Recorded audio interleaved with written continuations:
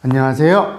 즐기는 손해사정사 이동윤입니다. 오늘은 공사 현장을 지나가시다가 공사 현장의 안전관리 소홀로 인해서 발목에 인대가 파열되셨던 피해자분의 보상 사례를 소개시켜 드릴까 합니다. 2025년 2월 말경 새벽에 피해자분께서는 출근을 하기 위해서 자택가 도로에 설치되어 있는 육교를 건너가셨다고 합니다. 육교를 건너가 버스 정류장으로 향하시던 중 지자체에서 발주한 교량 포장 공사로 인해서 육교의 포장 바닥이 모두 철거되어 보행자를 위한 안전 통제 또한 전혀 이루어지지 않는 상황에서 피해자분께서는 육교 계단을 내려오시다가 울퉁불퉁한 바닥면에 발목이 꺾이게 되면서 발목의 인대가 파열되시게 됩니다. 피해자분께서는 통증이 너무 심하고 움직일 수가 없어서 버스를 타는 것은 포기하시고 택시를 이용해 출근을 하셨다고 합니다. 출근 후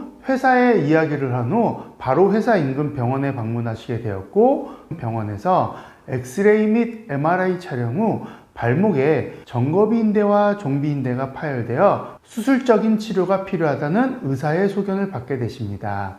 이에 피해자분께서는 아내분에게 연락해서 해당 육교에 대한 사고 지점을 명확하게 설명하신 후 육교 공사 현장에 대한 사진 및 동영상 촬영을 부탁하게 되었고, 피해자분의 아내분께서는 피해자가 다치신 사고 현장의 면밀한 사진과 그리고 육교에 설치되어 있는 공사 안내문을 사진 촬영해 두셨다고 합니다. 이에 피해자분께서는 공사 안내문에 적혀 있는 공사 책임자에게 연락을 취한 후 사고 사실과 공사 현장에 어떠한 통제나 안전관리가 제대로 되어 있지 않아 해당 사고가 발생했다는 점을 통보하시게 됩니다.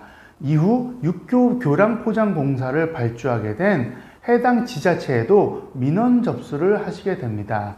지자체에서는 공사업체에서 교량 포장 공사를 하면서 안전관리를 제대로 하지 못해 사고가 발생한 점을 확인한 후 공사업체 측에 가입되어 있는 보험으로 해당 사건을 진행할 것을 요청하였다고 합니다. 이처럼 공사 현장 혹은 그 주변에서 보행을 하시거나 이동 중에 사고가 발생하셨다고 한다면 바로 공사 안내문에 설치되어 있는 현장 책임자에게 연락을 취하셔서 사고 사실을 통보하시는 게 매우 중요하며, 또한 이와 더불어 해당 사고 지점에 대한 객관적인 증거 자료들을 수집해 놓는 것이 매우 중요합니다.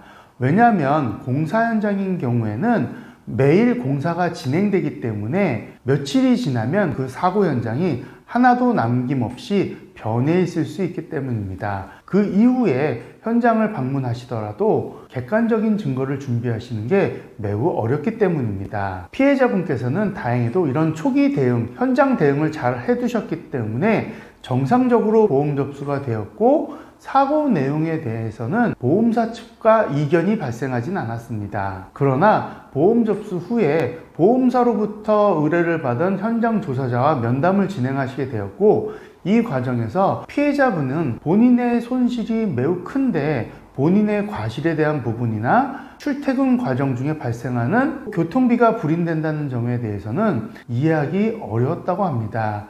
이에 조사자와 다툼 후 본인 나름대로 인터넷을 통해서 정보를 수집하시게 되었고, 그 과정에서 저와 상담을 하시게 됩니다. 저는 피해자분을 직접 만나서 피해자의 상태를 확인하게 되었고, 사고 당시 수집하여 놓으셨던 객관적인 사고 자료에 대해서도 검토할 수 있었습니다.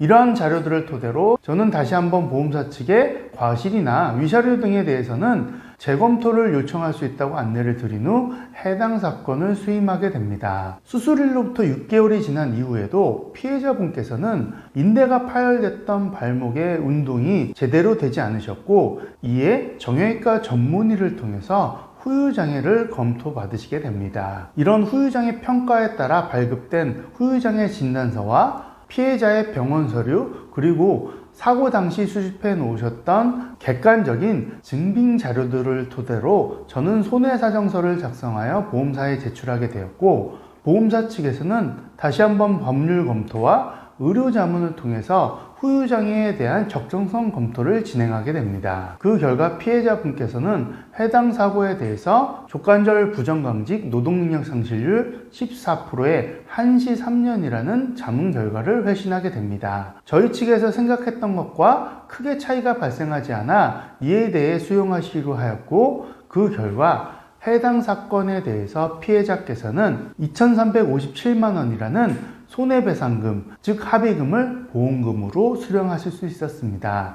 이와 더불어 본인께서 가입해 놓으셨던 개인보험의 후유장애 담보로도 별도의 보험금을 수령하실 수 있었습니다. 여기서 피해자분의 과실이 왜 발생했는지 궁금하신 분들이 있을 텐데, 물론 보행자를 위한 안전통제나 안전시설들이 미흡했던 점은 공사업체 측의 과실이지만, 사고 시간대가 새벽이었고 피해자로서도 어두운 환경에서 보행을 할 때는 전방을 잘 살피고, 그리고 미약하나마 주변에 설치되어 있던 조명 등을 통해서 바닥의 상태를 면밀히 살폈다면 어느 정도 회피해서 천천히 계단을 이용하실 수 있었다는 약한 부주의 과실이 적용됐기 때문입니다. 물론 이 과실이라는 것은 해당 사건에 대해서 정식적인 소송을 제기 후 확정 판결이 되기 전까지는 정답은 아닙니다. 그러나 통상적으로 유사한 사건에 대한 기존 판례 등을 적용해서 과실을 적용하고 있습니다. 사건이 해결된 후 피해자분께서는 저에게 너무 감사하다는 인사를 해주셨습니다. 이에 저는 피해자분께서 사고 초기에 적절하게 객관적인 자료를 수집하시고 공사업체와 지자체를 통해 해당 사고 사실을 바로 통보하셨던 것이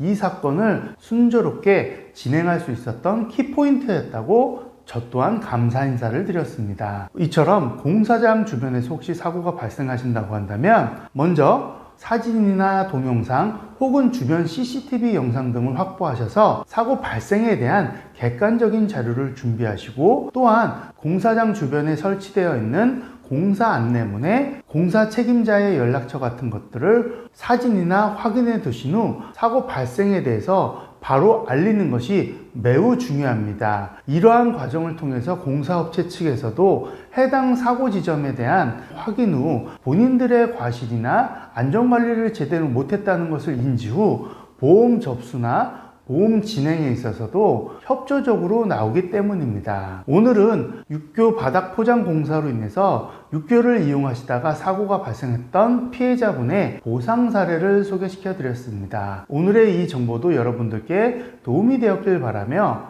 앞으로도 더 좋은 정보로 찾아뵙겠습니다. 감사합니다.